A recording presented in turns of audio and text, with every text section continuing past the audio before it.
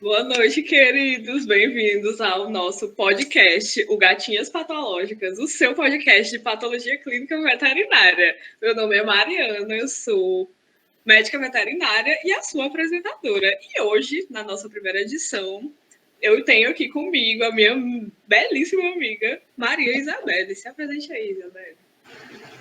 Oi, gente, oi, Mariana. Muito obrigada pelo convite, é um prazer estar aqui. Eu também sou médica veterinária, trabalho em clínica de pequenos animais e estou muito animada para o tema de hoje. A gente vai falar sobre erros pré-analíticos, né? Sim, obrigada a você, mulher, por aceitar o convite. E além de Isabelle, nós teremos mais 3 convidados. A primeira deles é a Ana Carolina, Carol, que é patologista clínica, trabalha na área há alguns anos e vai compartilhar conosco as suas experiências, né? As experiências que ela conseguiu durante esses anos trabalhando. Se apresente aí, Carol, fale com nossa audiência. Oi, gente, eu sou a Carol, sou patologista clínica. É um prazer ter sido convidada e a gente vai ter um bate-papo muito legal. Eu espero muito ajudar e sanar diversas dúvidas que muitos clínicos têm sobre a minha área, a área que eu trabalho. Além de Carol, né, nós vamos ter Matheus Lisboa, que é acadêmico de medicina veterinária, pagou a disciplina, né, de patologia clínica esses dias e vai participar de um dos nossos quadros. Fale aí, Matheus, com a nossa audiência presente. Oi, gente, espero que esteja tudo bem com vocês. É uma honra participar desse projeto, desse podcast, meninas. Muito obrigado pelo convite. Obrigada a você.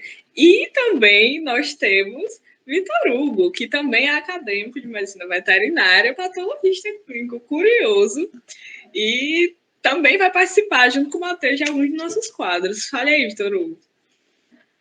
Oi, gente. Espero que vocês estejam bem.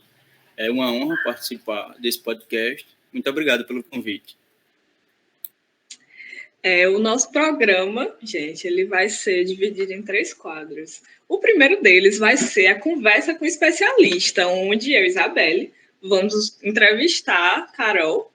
E nesse quadro, né, ela vai contar pra gente experiências que ela teve, nós vamos fazer perguntas e ela vai dar a visão dela, né? Vai explanar o que ela sabe sobre o assunto e ajudar, né, a esclarecer questões que permeiam a patologia clínica veterinária. O segundo quadro ele vai ser um quiz de perguntas e respostas de múltipla escolha, onde Matheus e Vitor Hugo vão responder e vão concorrer a um belíssimo prêmio que vai ser revelado no final do programa. E no terceiro quadro, nós vamos apresentar situações problema e que Matheus e Vitor Hugo também vão ter que falar se essas situações são possíveis, são cabíveis ou se elas são erradas, né? Se são situações que podem acarretar em erros na rotina clínica. Então, gente, nesse primeiro quadro, nós teremos uma conversa, né, com Carol, que é responsável pelas atividades de um laboratório de patologia clínica, e funcionará do jeito que nós já falamos, né? Eu vou fazer perguntas, eu e Isabel vamos fazer perguntas para ela, e ela vai responder e vai dar a visão dela sobre as coisas. Então, Carol, a primeira pergunta que a gente tem para você é a seguinte: a quantidade de amostras que chega com a solicitação de exames, né? É um fator relevante a ser considerado? Quanto mais amostra, melhor, ou a gente precisa ter cuidado com a quantidade? Pois é, esse é um negócio que causa bastante dúvida, acho que na maioria dos clínicos, né? E para quem está começando a trabalhar em laboratório. Quando a amostra chega para a gente, né, junto com a solicitação dos exames, ela não pode estar nem com muito sangue, né, além do que o tubo consegue suportar, nem muito pouco, né, tipo, que é muito comum, uma gotinha de nada no fundo do tubo. Ainda mais se o frasco for com algum tipo de anticoagulante, né? Vou dar um exemplo, assim, se o frasco, ele for um frasco de EDTA, aquela quantidade ali, né, de anticoagulante que tem dentro do tubo, ela é suficiente para diluir ali e agir numa quantidade certa de sangue. No caso, aquele tubo maior, são 3 ml ali, que ele é capaz de de diluir, e o tubinho menor, né, o pediátrico, mais ou menos, ele tem meio ml, 500 microlitros ali dentro. Então, você tem que colocar o limite do que o tubo te fornece. Tem, geralmente, uma marquinha ali, você presta atenção naquela marquinha e coloca até ali onde ele tá mandando, né, para você. Porque, vamos supor, se você colocar a mais de sangue num tubo que tenha DTA, botar mais sangue do que o tubo suporta, as chances daquele sangue coagular são muito grandes. E o que vai acontecer? Você perdeu a amostra. Você fez o animal passar pelo procedimento, fez a coleta, e assim, perdeu, sabe? E muitas vezes o tutor não vai querer voltar lá, né? Para fazer aquela coleta de novo, ou então o tutor mora longe, ou o animal, né, não está muito bem para demorar para poder fazer aquela coleta novamente. E se acontecer o contrário, que é muito, acho que é até um pouco mais comum, né, ter muito pouco sangue, você vai ter aquela amostra super diluída dentro do anticoagulante e vai acontecer de desidratar os eritrócitos, vai diminuir o hematócrito, vai afetar o volume corpuscular médio. Então, assim, você vai ter se aquela amostra finalizada, vai ter erro ali dentro, né, daquele resultado. Então tem que colocar exatamente o que o tubo te manda, né? Se possível. A gente sabe que existem exceções. Entendi, Carol, arrasou. Nossa, Carol, muito interessante saber disso, porque realmente o que eu vejo assim na experiência na clínica é que muitos veterinários eles pegam assim o que consegue, sair um pouquinho de sangue, pronto, já é suficiente. E eu já percebi, conversando com outros patologistas também, que isso acaba sendo um problema. Só que nunca tinham me deixado tão claro a quantidade que deveria ser. Então, muito legal isso, muito interessante. E é muito bom saber o quanto isso é importante para o nosso resultado, para o nosso paciente. Agora... Sim, isso é um erro tão comum e pode ser resolvido só com atenção maior, né? Já que a maioria dos tubos, eles têm a delimitação de quanto sangue ele comporta para que o anticoagulante ele faça o seu papel sem ter alterações, né, no exame final. Exato. Muito veterinário nem para ver se tem uma marca, se não tem. Eu, por muito tempo, não sabia que aquela marca era a delimitação da quantidade. Então, isso a gente vê como é necessário, né? Essa informação, essa comunicação do patologista com o clínico. É interessante, licença, gostaria de participar, só uma pequena contribuição. É interessante que, quando a gente estava cursando a disciplina, a professora falava muito que existia, às vezes, alguns impasses que, como a Carol falou anteriormente, sempre acontece, é muito comum acontecer na rotina clínica, de não sempre vir faltando, né, a quantidade de sangue adequada, e às vezes você precisa solicitar para o clínico uma recoleta, e lá já vai gerar um estresse, vai gerar um desconforto, porque ele acha que é por falta de vontade do patologista clínico em realizar o processamento da amostra, mas na verdade a gente quer um resultado mais fidedigno possível, né, e que realmente condiga com aquilo que a gente espera. Interessante, Carol. Muito obrigado pela contribuição. Pois é, e acaba que a gente tem muito mais trabalho quando tem que fazer a coleta de novo, coisa que poderia ser amenizada desde o início, desde a primeira coleta. Sim, eu acho que a conversa entre o patologista clínico, o veterinário e o clínico é muito importante para sanar essas dúvidas e, assim, terem uma boa relação e os animais se beneficiarem ainda mais, né, de resultados fidedignos. Exatamente, porque tem que ser um trabalho simbiótico, né? Todo mundo tem que trabalhar porque o resultado final é o animal ficar bem, né? Então, se essa comunicação ela não for tão efetiva, talvez os resultados deem errados, façam um tratamento errado, né? E ninguém quer isso para os animais. Exatamente. Agora, pegando aqui o gancho da nossa discussão, vamos para a segunda pergunta. Então, Carol, eu vejo justamente que há muitas dúvidas entre os veterinários sobre a melhor forma de fazer as coletas. E muitos patologistas reclamam das amostras e acaba tendo muita confusão nesse assunto. Às vezes a gente vê patologistas falam, não, a amostra ficou hemolizada, ou outros problemas. E aí eu queria saber se você pode falar um pouco sobre quais os principais erros que são cometidos na coleta. Pronto, eu acho que a coleta é uma parte muito, muito, muito importante e é ali que acontecem diversos erros que vão afetar na análise dessa amostra, né? Muitos erros vão acontecer e alguns por parte do veterinário, mas também muitos por parte do próprio animal, então fogem do controle um pouco do controle do veterinário. Então, o profissional que vai estar lá, né, realizando essa coleta, ele tem que estar muito preparado para poder contornar os problemas que estão acontecendo e conseguir entregar a melhor amostra que ele puder, né, para o patologista clínico. Então, vamos começar assim, o inicial daquela coleta, o animal. O animal, ele tem que estar calmo, tentar acalmar o animal, tentar, né, deixar o animal à vontade dentro da sua clínica, dentro do seu consultório e deixar ele bem tranquilo para quê? Você conseguir realizar uma coleta com o animal tranquilo, porque você já vai evitar um animal que vai estar estressado e que vai poder causar uma análise de um leucograma de estresse. Então, você vai alterar tudo se o animal estiver estressado, ainda mais falando de felinos, falando de animais silvestres e pets não convencionais, isso é extremamente importante. Então, acalmar o animal, você já vai evitar diversos erros aí. E aí, depois, né, dessa parte assim, dessa questão do estresse animal, outro ponto é a escolha de onde vai ser feito, qual vaso você vai selecionar ali para você realizar essa coleta.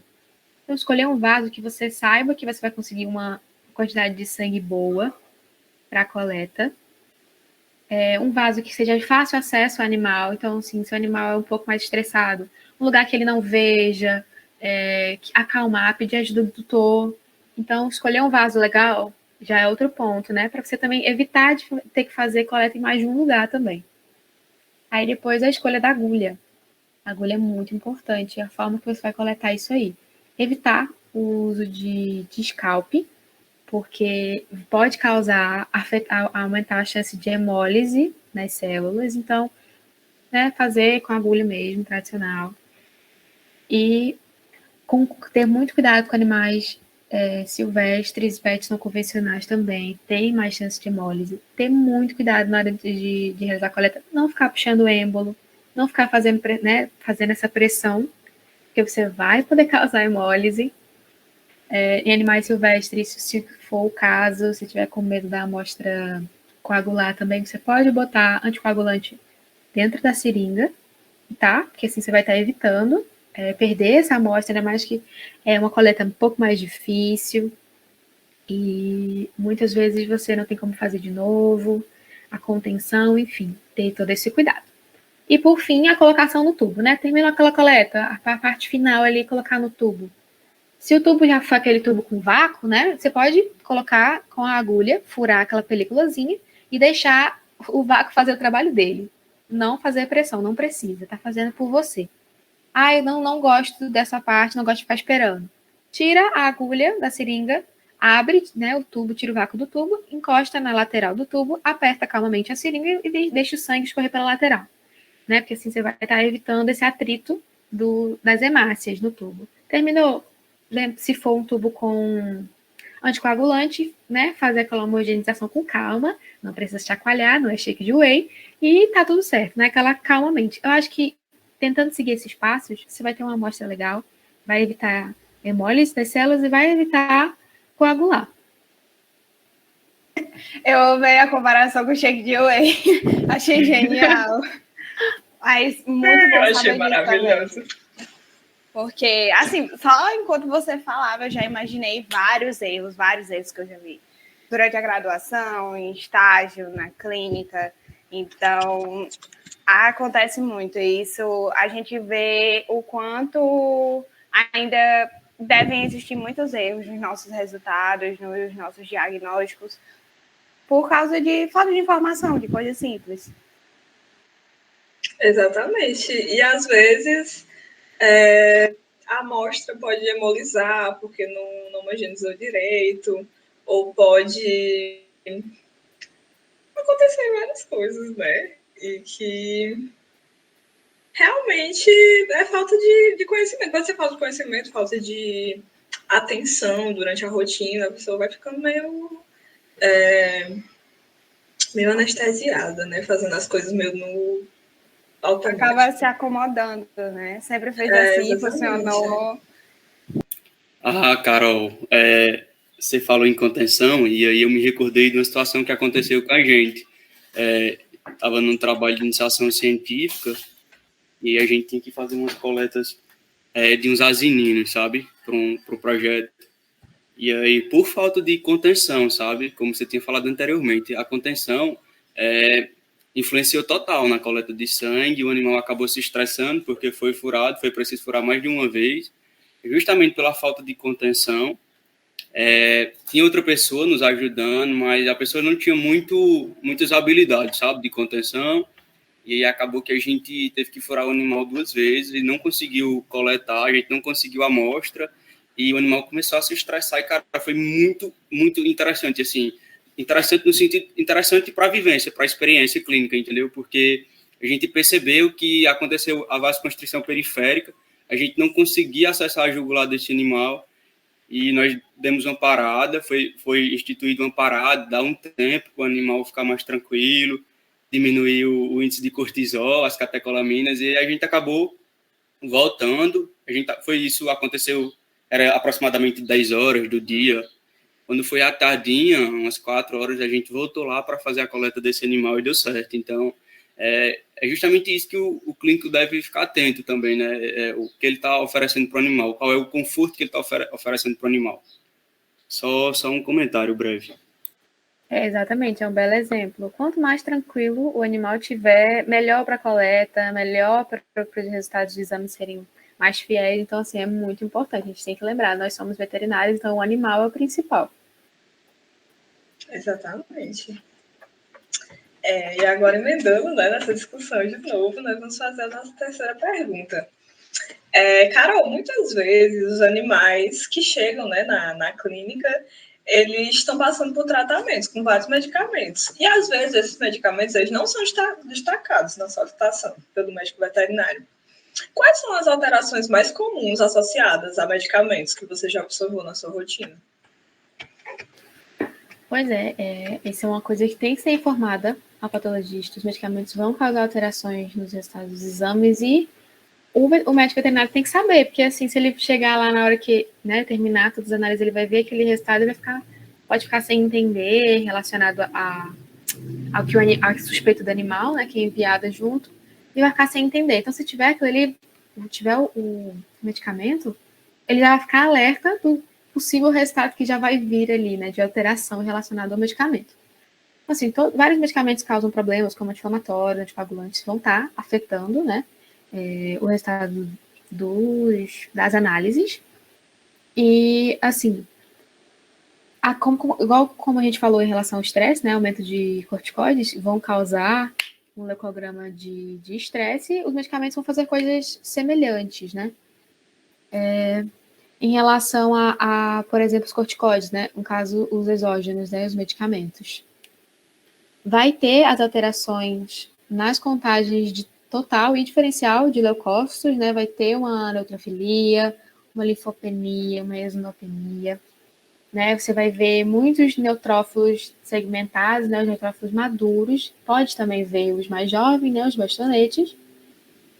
Vai ter um estímulo à monocitose no cão, né? Pode ter essa resposta nos cães. E vários fármacos vão estar afetando os resultados de uma forma diferente. Alguns exemplos, assim, uma trombocitopenia pode ser causada pelo barbitúrico, um aminoglicosídeo, uma droga antineoplásica, um paracetamol, assim, uma droga super comum. A trombocitose pode ser causada pelo uso de adrenalina, de vincristina, de glicocorticoide.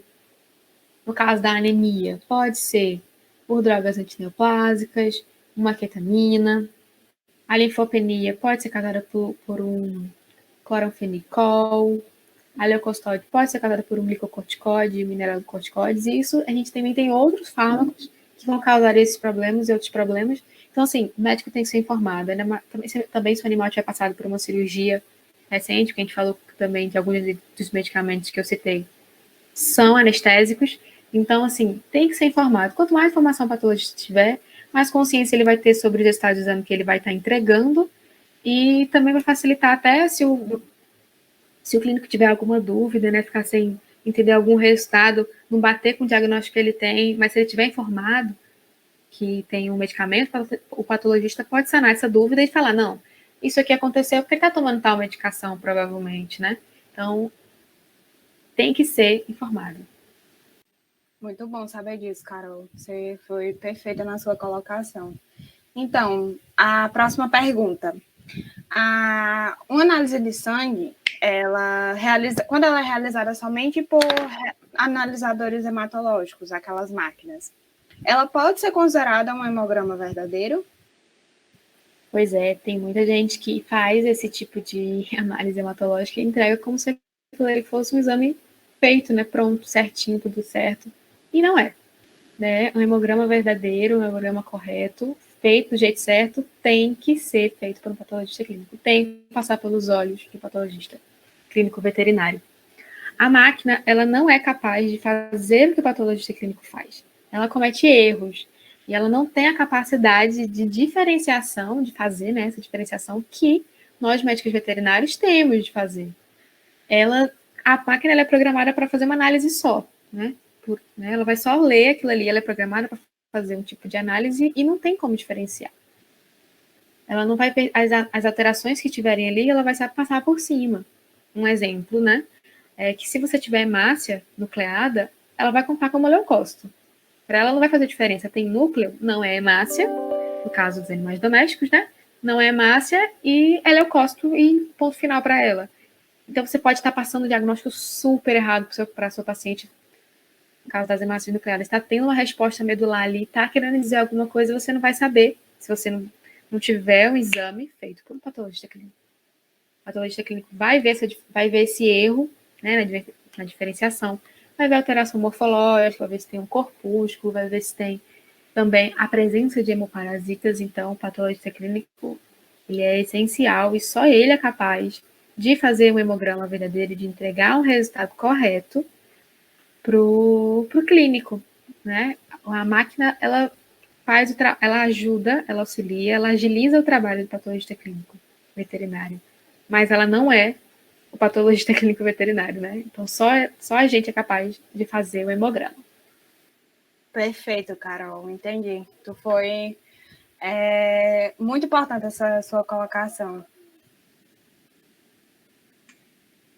Então, gente, agora nós vamos começar o segundo quadro, que vai ser um quiz de perguntas e respostas com Matheus e Vitor Hugo.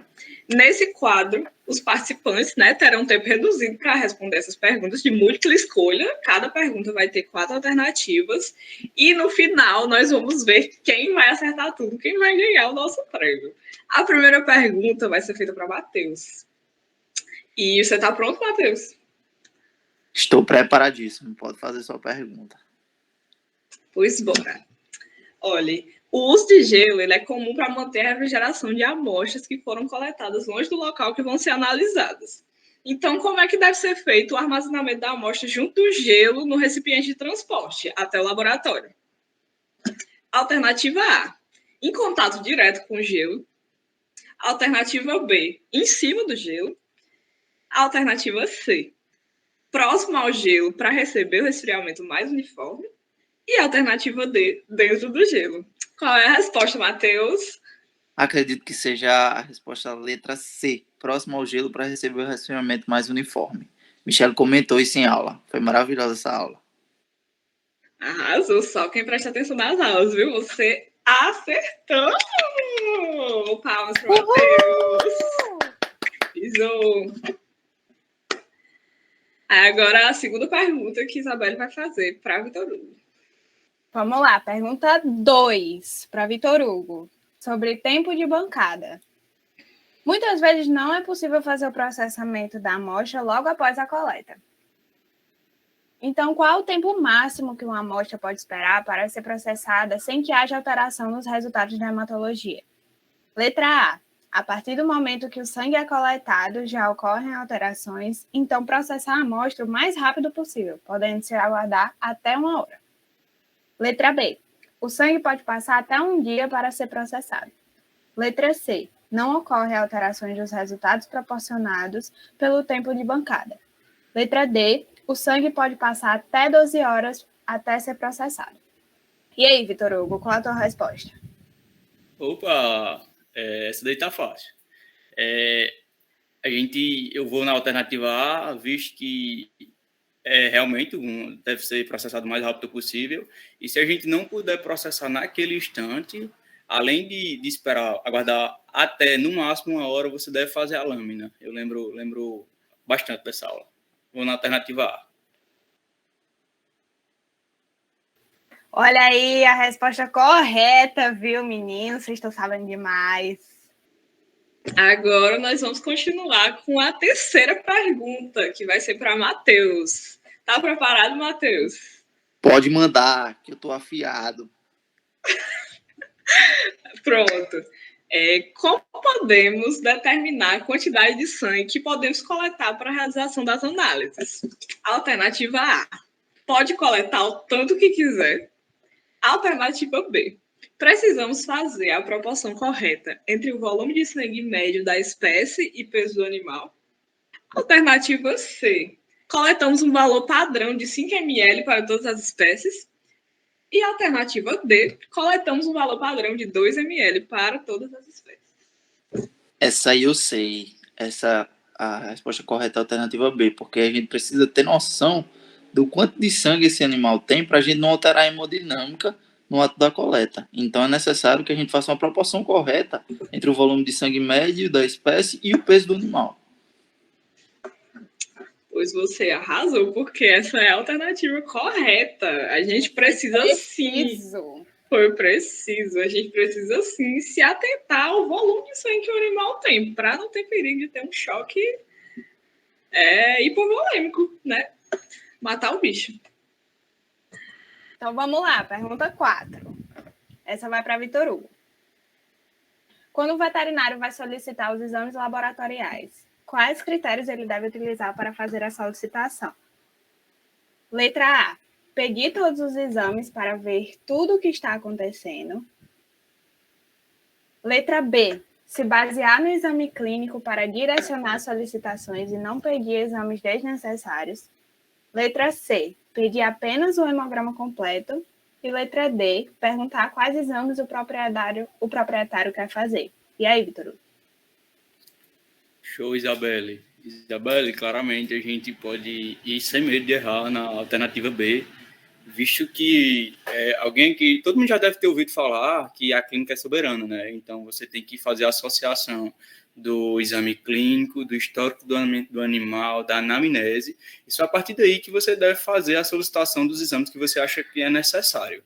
Então, até porque você não deve pedir exames desnecessários para que o tutor gaste, financeiramente falando, à toa, né? Sem uma necessidade, como já está dizendo na questão. Fácil.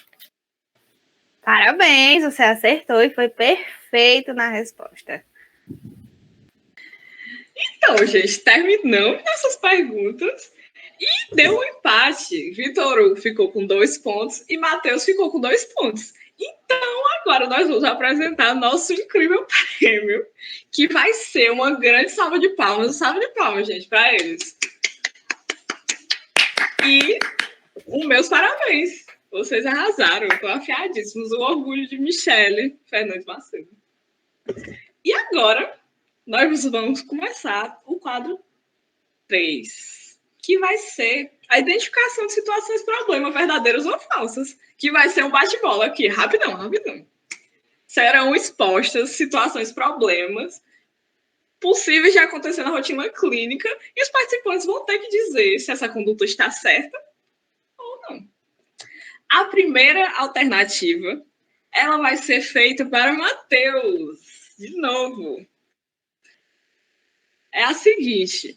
Chegou uma amostra no laboratório colhida em um tubo de EDTA para a realização do plaquetograma. Eu posso prosseguir para o processamento normalmente? Não pode de jeito nenhum. O tubo com DTA vai induzir a agregação plaquetária. Então é falso. Não pode de jeito nenhum prosseguir com esse exame. Acertou! Agora a segunda pergunta. E aí, bora para a segunda. Um paciente rígido chegou à clínica para um check-up de rotina. O veterinário coletou sangue para fazer um hemograma e, anteriormente, a veterinária já havia orientado o proprietário a realizar o jejum do animal antes do atendimento e, durante, utilizou técnicas cat-friendly para minimizar situações estressantes para esse animal. Após a coleta, encaminhou as amostras ao laboratório. E aí, essa situação, ela está correta ou está errada? Essa vai para Vitor Hugo. Show, Maria. É um ótimo questionamento, é uma situação, um problema muito comum, que a professora sempre falava para a gente. É extremamente importante que o patologista clínico oriente o clínico, bem como o clínico oriente o tutor. Às vezes, existem situações em que a gente vai realmente preconizar o jejum e que isso precisa ser repassado ao tutor, bem como essas técnicas que possam reduzir o estresse do animal. É extremamente interessante para que a gente não possa ter resultados que não sejam fidedignos e aquilo que a gente espera. Então, situação correta. Perfeito, Vitor Hugo. A atitude do veterinário estava corretíssima. Agora, a próxima pergunta, a próxima situação, que vai ser para Matheus. Pode mandar. Matheus, um gato chegou à clínica veterinária com sintomas de infecção. O animal se apresentava muito estressado, agressivo e relutante na coleta. Porém, o veterinário mesmo assim achou que a análise do hemograma e do leucograma desse animal seria necessária. O resultado dessas análises coletadas nessa situação serão fidedignos à situação real desse animal? De jeito nenhum. Eu sou aluno de Michele e ela frisa isso muito bem durante as aulas. Um gato estressado, o que vai acontecer? As células brancas que vão estar no compartimento marginal dos vasos dele vão para a corrente, vão para a circulação. Isso vai alterar o exame desse animal. Então, de forma alguma, isso não vai ser fidedigno. A gente tem que desconsiderar muita coisa que sai de resultado desse exame. Você está certíssimo. Essa situação ela está erradíssima. Agora a próxima pergunta. Vamos lá, próxima pergunta. Foi coletada uma alíquota de urina por cistocetese para a realização de urinários. Porém, a patologista clínica não teve tempo de realizar as análises de imediato e precisou manter a amostra resfriada por 1 hora. Após esse período, a amostra fica inviável para análise? E aí, Vitor, o que você acha? Massa, Maria. Mais um ótimo questionamento. Então, Maria, na minha percepção, eu diria que essa alternativa ela está meio correta e meio incorreta.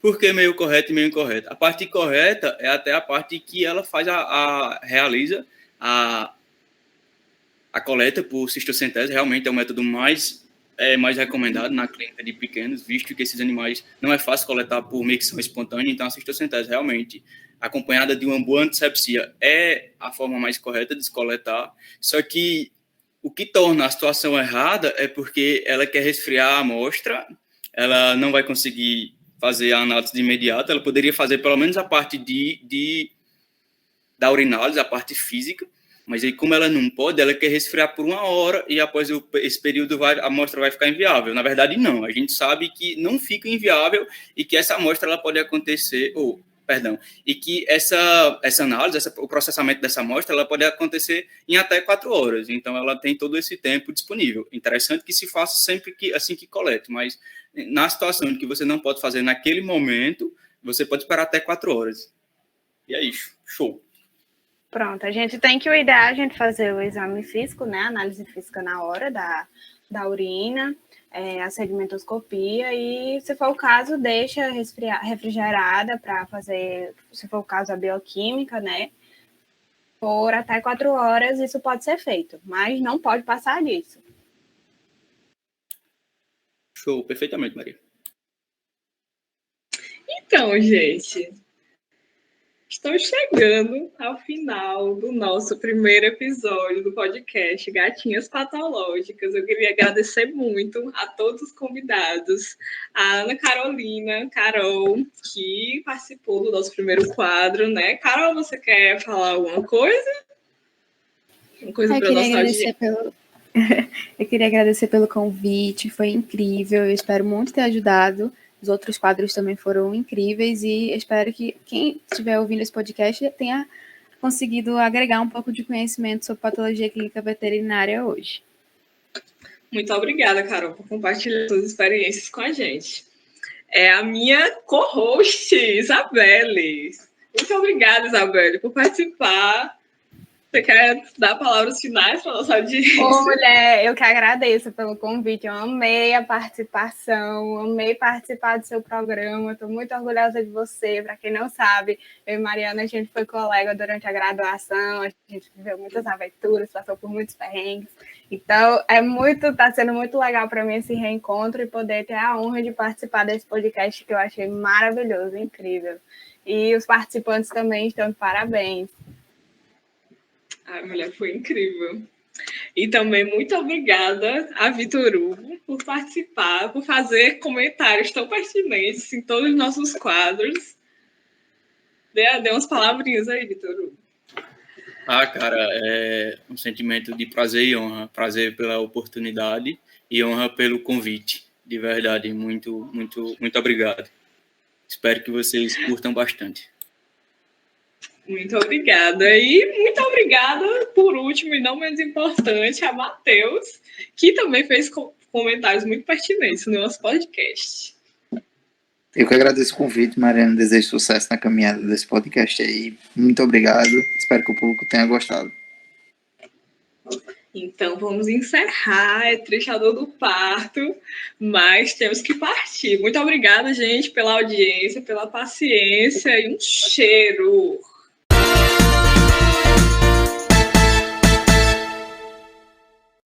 E esse foi o primeiro episódio do podcast de Patologia Veterinária Gatinhas Patológicas. Curta o nosso podcast, compartilhe para os seus amigos, ative as notificações e seja feliz!